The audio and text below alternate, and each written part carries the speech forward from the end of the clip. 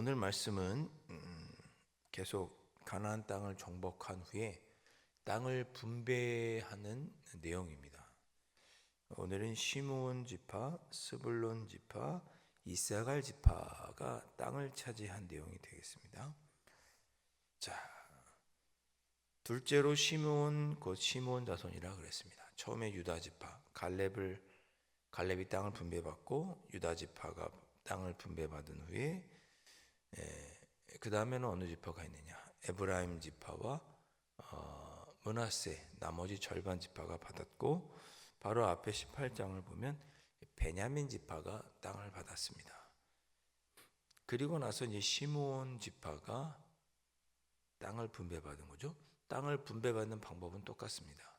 제비를 뽑아서 땅을 분배받았습니다. 제비를 뽑아서 땅을 분배받았다는 것은 어떤 땅이 나오든 하나님의 뜻인 줄로 알겠다, 그런 거죠. 제비 뽑아서 나오는 것은 이게 여기로 가라는 하나님의 뜻이구나 라고 생각하고 그 땅을 차지하겠다 하였다, 하나님의 뜻에 순종했다, 그런 뜻이죠. 자, 시므온 지파가 제비를 뽑아서 땅을 받게 되는데, 근데 재미있는 표현이 있습니다. 1절 끝에 그들의 기업은 유다 자손의 기업 중에서라, 그렇게 되어 있습니다. 그러니까 시므온 지파는 제비를 뽑아서 땅을 차지했는데 그 땅이 유다 자손들이 이미 받은 땅들 중에서 다시 자기들 땅으로 분배받았다, 그런 뜻입니다. 9절 말씀 보면 시므온 자손의 이 기업은 유다 자손의 기업 중에서 취하였으니, 그랬죠. 유다 자손들이 이미 받은 땅에서 시므온 지파가 달리 땅을 그들이 받은 것입니다. 유다 자손의 분깃이 자기들에게 너무 많음으로, 그렇게 되어 있죠. 9절에. 그러니까 유다 자손이 제비를 뽑았는데 그 받은 땅이 너무 넓은 거예요.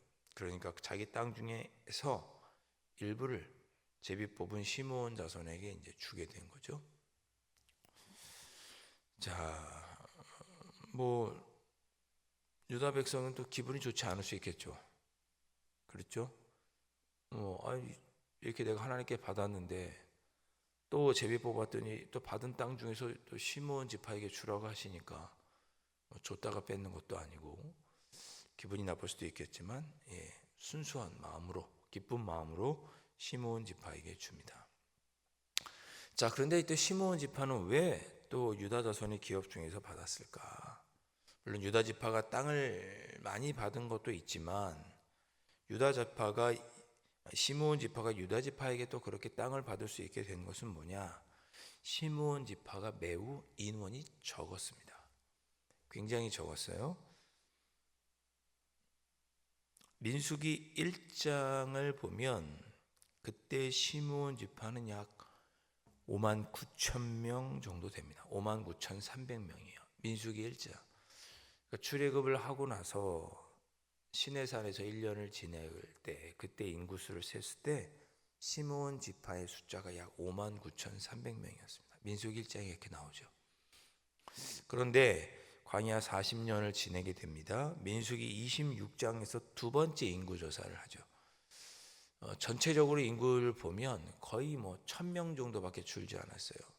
60만 3천 명에서 처음 민수기 1장에 셌을 때, 마지막 그리고 민수기 26장에서 인구를 셌을 때 전체가 60만 1,000명 정도. 그래서 한 1,500명밖에 차이가 나지 않습니다. 처음 인구 조사했을 때. 40년 뒤에 인구 조사했을 때 전체 인구수가 거의 비슷했어요.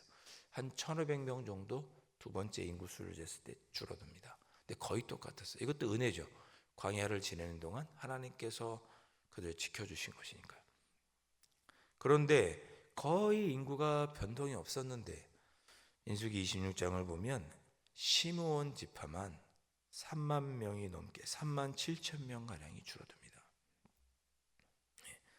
민수기 1장에서 5만 9,300명, 약 6만 명에 가까운 시므온 지파가 민수기 26장에서 인구 숫자를 재었더니 3만 7천 명이 줄어든 2만 2천 명이 됩니다.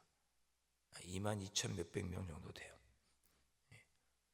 자, 오늘 13절에는 스불론 자손이 받고 17절에서는 이사갈 지파가 땅을 차게 되죠. 이 두 지파는 인구수가 거의 비슷합니다. 스불론 지파는 민수기 1장에 보면 인구가 57,400명. 그리고 마지막 40년째 인구수를 재 민수기 26장에 보면 6만 명. 그러니까 처음에는 5만 7천 명, 마지막에 됐을 때는 한 6만 명. 별로 차이가 없습니다. 이사갈 자손도 마찬가지예요. 처음에는 5만 4천 명이었는데 나중에는 6만 4천 명으로 인구수가 늘었습니다. 그런데 다른 지파도 다 비슷해요. 유다 지파는 더 늘었고, 근데 오직 한 지파만 인구수가 절반 이하로 줄어들게 됩니다. 그 지파가 어느냐? 시므온 지파입니다. 그러니까 인구도 얼마 없었어요. 유다는 또 땅을 많이 차지했어요. 그러니 인구가 적은 시므온 지파는 유다 지파에서 땅을 받아라, 그렇게 제비를 뽑게 된 거죠. 자, 그러면 왜 시므온 지파는 그렇게 인구가 줄었을까? 다른 지파는 다 비슷하거나 조금씩 늘었는데 왜 시므온 지파만 인구가 그렇게 급격하게 줄었을까? 이유가 있습니다. 민수기 26장에서 두 번째 인구 조사를 하게 되는데 바로 앞에 있는 25장을 보면 이스라엘 백성들이 광야 생활을 하는 중에 시딤이라고 하는 곳에 이르렀을 때 하나님께 죄를 범하게 됩니다. 어떤 죄느냐? 그 시딤이라는 곳에 모압 사람들, 모압 여인들이 살고 있었는데 그 모압 여인들이 자기들이 섬기는 신을 섬기기 위해서 자기들이 믿는 그 우상의 신전에 가서 예배를 드립니다. 근데 당시 여기서 말하는 것은 여인이라고 되어 있었지만 한글 성경엔 성전에서 음란한 행위를 하는 그런 여인들이었습니다. 바알 신과 아세라가 그랬던 것처럼 성전에서 있으면서 음란한 일을 하는 그런 성전 창기들이었어요. 시딤이라는 곳에 이스라엘 백성들이 광야 생활 중에 도착을 했는데 거기서 여인들이 꿰는 거예요. 와서 여기서 우상에게 절하고 가세요. 음란한 여인들이 꿰니까 이스라엘 백성들이 거기에 정신이 팔려서 넘어가게 됩니다. 그래서 음란한 행위들을 거기서 하게 돼요. 하나님이 그걸 보고 화가 내시죠. 제가 어제도 말씀드렸지만 하나님은 질투하시는 하나님이거든요. 그러니까 못 보시겠는 거예요. 이스라엘 백성들이 우상을 섬기고 이스라엘 남자들이 그렇게 음란한 행위를 못 보시겠는 거예요. 그래서 어떻게 해요? 연병을 보내시죠. 전염병을 하나님께서 보내게 됩니다. 그것을 누가 보느냐? 아론의 손자인 비느하스, 제사장이었던 비느하스가 그걸 보고 이 음란한 행위를 일이 앞잡이를 서는 여인과 앞장을 서는 남자를 창으로 찔러 죽이게 됩니다. 한 번에 창을 찔러서 남자와 여자를 동시에 창자를 뚫려서 죽게 합니다. 그러니까 전염병, 이염병이 그쳤다. 성경이 그렇게 기록하고 있어요. 그때 죽었던 남자와 여인, 그때 비느하스가 창으로 찔러서 한 번에 죽은 남자와 여인, 그 남자가 어느 지파냐? 시므온 지파입니다. 그러니까 단순히 그냥 뭐 유명하지 않은 사람의 이름을 성경에서 기록할 이유가 없겠죠. 그 음란한 행위를 했던 대표적인 지파가 시므온 지파고 그 지파의 우두머리가 시므리였습니다. 그를 죽인 거야. 그 연병으로 인해서 2만 4천 명이 그 짧은 시간 안에 죽게 됩니다. 그래서 이 일로 인해서 민수기 25장의 이 일로 인해서 시므온 지파가 급격하게 전염병으로 죽은 거예요. 그리고 26장에서 인구수를 재었더니 3만 7천 명이나 줄어 있었습니다. 분깃이 쪼그라든 거죠. 그래서 오늘 이렇게 땅을 차지할 때, 이제 가나안 땅에 들어와 7년간의 전쟁을 하고 땅을 차지할 때 그들이 적은 부분만 받게 됐고, 그래서 그것마저도 유다 지파의 안에서 받게 되었다. 여러분 기억하시면 좋겠습니다. 이 말씀 1절부터 9절까지가 시므온 자손이 받은 땅들과 그 지명들이 나오죠. 오직 성경에 여기서만 나오는 처음 보는 지명들입니다. 양이 많지 않아요. 다른 지파에 비하면 겨우 한 20여 개의 성을 지역으로 얻게 됩니다. 양이 많지 않습니다. 자, 시므온 지파도 하나님의 약속의 성취를 얻어서 가나안 땅에 들어가 분깃을 받게 되었습니다.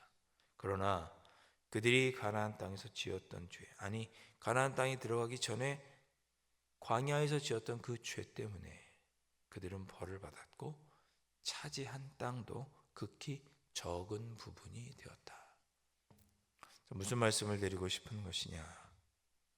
우리가 하나님께 기도하고 약속으로 그 성취를 받지만 그러나 죄에 대한 대가도 동일하게 치르게 됩니다. 우리가 하나님께 기도하면 하나님께서 우리에게 약속을 성취해 주시지만 그러나 그런 우리에게라도 우리가 하나님을 거역하고 살면 하나님은 우리에게 매를 때리시는 분이다. 그러나 또 신실하게 약속을 이루어 주시나 역시 매를 맞기는 한다는 것.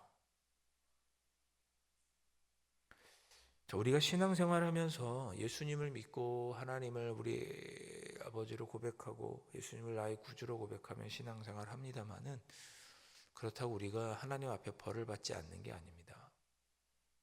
잘못된 길로 가면 하나님은 매를 때리시죠. 시므온 지파가 그런 지파였던 것입니다. 약속으로 다 또 땅을 받지만 그들이 받았던 그 땅을 받긴 했으나 그들이 지은 죄로 인해 하나님께 매를 맞기도 했다는 것. 우리의 신앙생활도 똑같다는 것. 우리가 하나님을 믿고 구원받아 천국에 갑니다. 그것과 상관없이 하나님의 마음을 아프게 하고 하나님이 우리를 보고 질투하게 한다면 우리의 마음이 또 50대 50으로 이렇게 나눠주고 다른 것들에도 관심을 갖게 된다면 하나님은 우리에게 매를 때리신다는 것. 여러분 기억하시면 좋겠습니다. 10절에서부터는 스불론 자손이 받은 땅이 쭉 나오고 17절에서부터는 이사갈 지파가 뽑은 자손들이 얻은 지역들이 쭉 나오고 있습니다.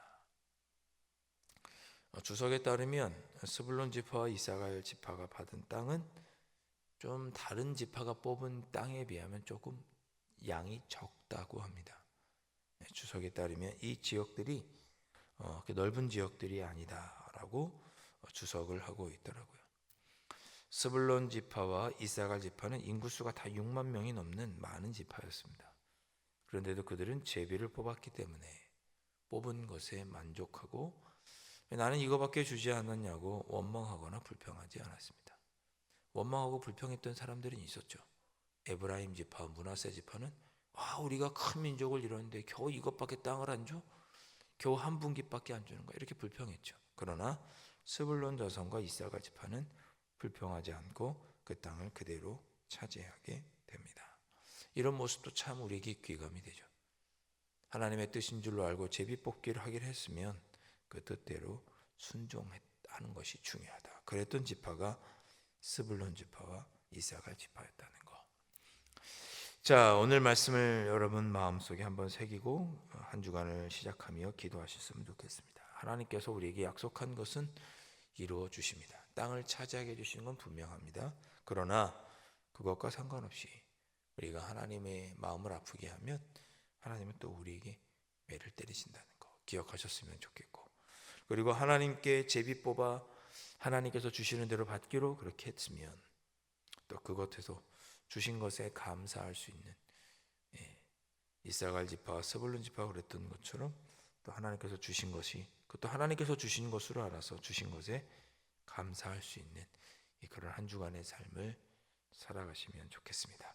이 새벽에 그렇게 기도하시고 이 한 주간 하나님의 약속을 소망하면서 또 죄는 또 회개하시면서 또 작은 것에 감사하는 한 주간이 될 수 있도록 이 새벽에 기도하실 수 있기를 주님의 이름으로 축원드립니다. 기도하겠습니다. 아버지 하나님, 하나님은 우리에게 약속한 것은 반드시 이루어 주십니다. 그러나 그것과 상관없이 하나님은 우리가 또 죄를 지으면 돌이키도록 우리에게 매를 때리십니다. 우리가 하나님을 믿고 주님을 나의 구주로 고백하며 구원받은 자녀로 살아가지만 그래도 우리가 혹 하나님의 뜻을 거역하며 살아갈 때 하나님께서 우리에게 매를 때리신다는 것 우리가 기억하게 하여 주시고 이 한 주간 죄에서 떠나 하나님의 약속의 성취를 소망하며 작은 일에도 감사하며 살아갈 수 있는 죄에서 떠난 삶을 살아갈 수 있는 저희들이 될 수 있도록 성령 하나님 인도하여 주시옵소서. 예수님의 이름으로 간절히 기도하옵나이다. 아멘. 하늘에 계신 우리 아버지, 아버지의 이름을 거룩하게 하시며 아버지의 나라가 오게 하시며 아버지의 뜻이 하늘에서와 같이 땅에서도 이루어지게 하소서. 오늘 우리에게 일용할 양식을 주시고 우리가 우리에게 잘못한 사람을 용서하여 준 것 같이 우리 죄를 용서하여 주시고 우리를 시험에 빠지지 않게 하시고 악에서 구하소서. 나라와 권능과 영광이 영원히 아버지의 것입니다. 아멘.